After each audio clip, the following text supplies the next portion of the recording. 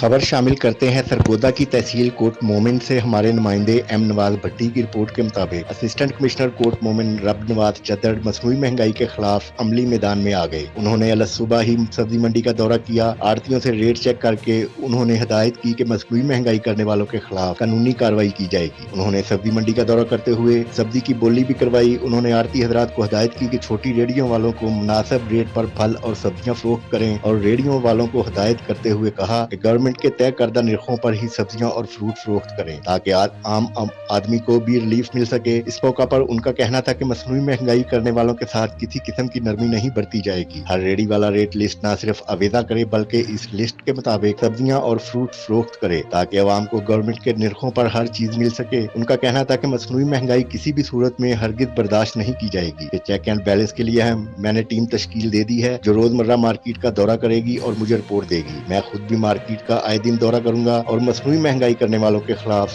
سخت سے سخت ایکشن لوں گا۔